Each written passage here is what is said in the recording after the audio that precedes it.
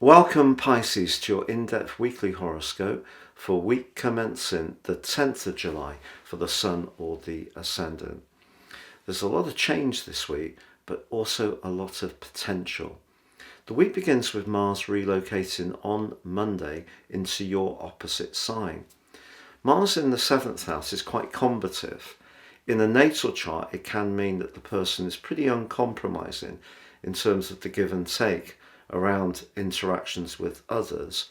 But because you can be a very peaceful sign and also very giving and obliging to other people, sometimes I think it can be difficult to defend your boundaries. So Mars is going to help you to firm these up over the next 6 weeks. But also if you're wanting to bring some extra romance into your situation, this can be a spark that can be ignited during that time.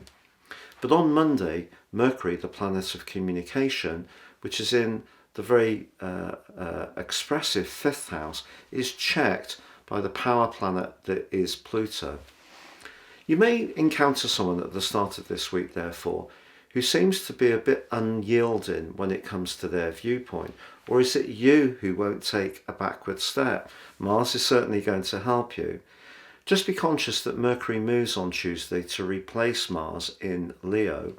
And Mercury in the 6th house works really well because then it has the echo of its rulership of the sign of Virgo. So anything to do with getting things well ordered, running smoothly, drilling down into information to get to the detail, being that much more discriminating, can actually be an opportunity in the weeks to come. But that initial point at the start of the week could just be a bit jagged. But also on Monday, we have a quarter moon in the more impulsive sign of Aries, clashing with the Sun in the 5th house, which for you shares your water triplicity, and it's all about life's pleasures.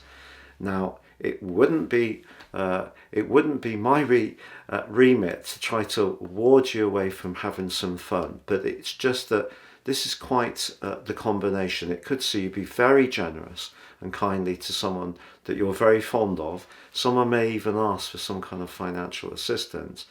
But the 5th house can also be about risk and also about speculation. So if you are thinking of investing in something, this particular quarter moon is just asking you to make sure you really check out all the details. And in that sense, Mercury can be very helpful. But if you do want to splash out on something that will give you a real sense of uplift and you can afford it, you may decide to work this particular quarter moon in a very enjoyable way. Now, this week also sees the Sun forging a dazzling link to Uranus.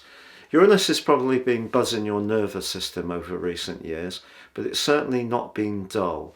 You've probably had a plethora of different things that have been calling out for your attention. And if you are someone who's very interested in technology or gaming or online dating, you've probably had some very stimulating encounters. But of course, Uranus in the 3rd house can also overstimulate the nervous system as well, because it's very Gemini-like, and Mercury, the ruler of Gemini, governs our nervous system. But in this case, it's actually linking in a very galvanizing way to the Sun in the 2nd half of this week. And if you have been very caught up with your obligations with Mars and Venus, until this week Mars, in your 6th house, because it's very much to do with work and doing your best to support others. If you have been very caught up in those more pragmatic but responsible pursuits, I think Uranus is linked to the Sun in the 2nd half of this week is encouraging you to show a little bit of devilment and do something off the cuff in the moment. So if you get an invite, don't think about it too much, and it could be something that really gives you quite a thrill because it's not planned, it is more spontaneous. Or if you have an idea that's a bit more innovative and left field, don't dismiss it. It could actually be really worth going with. Now, the other big event this week occurs on Wednesday, and that sees the North Node inverse into the sign of Aries. This is going to be a journey that lasts for the next 18 months. Hasn't been here for 17 years, but it's challenged almost straight away by the very powerful energy of Pluto. Now this is the median node, which is an estimated position of the node. The true north node inverses into Aries next Monday. Either way, Pluto is going to be impacting upon the south, the opposite end of the polarity in Libra, and the north in Aries, which for you is the 2nd and 8th houses. Because Pluto is in the part of your situation to do with friendship, your higher purpose, but also your future hopes, I feel that almost immediately, whatever you are doing in terms of the big picture of your life, so I'm not talking about the immediate possibilities of this week, which can be stimulated definitely by the Sun and Uranus. I'm talking about the longer term direction of travel that you're on. It may be that something that really would mean a lot to you could be a bit inhibited just at the moment. Also, your ruler Neptune in your sign has been given you an enormous capability since 2012 from a psychic and perceptive viewpoint, but also Neptune in the first house may have at times limited your physical vitality, perhaps because you've been so compassionate and given so much to others. Now that Saturn's in your sign as well, the fact that Neptune, and Saturn's about limitation, now Neptune is applying to Venus in your sector of service. However much you want to do the right thing for someone this week, a bit like that quarter moon, think about what you need to do for yourself first. It's not being selfish, it's being protective, because you're often a very sacrificing person, and that's one of the most lovely parts of Piscean people's nature. Of course, if you give so much that and it's not recognised, you can go to the opposite end of the scale and go very cold on people or situations.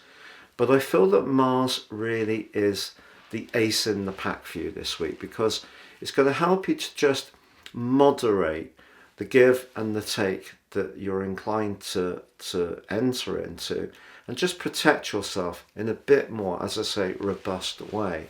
And Mercury moving into the 6th house is great for refinement. The quarter moon can be fun if you want to have a treat and splash out, but just be aware someone might appeal to your good nature in terms of wanting some kind of support. But in terms of the big planet in your situation, I feel that there's a little bit more time that needs to go before the nodal axis inverts away from the pressure of Pluto, and then some really exciting possibilities in terms of your soul purpose and your self-worth are going to be revealed in the next 18 months.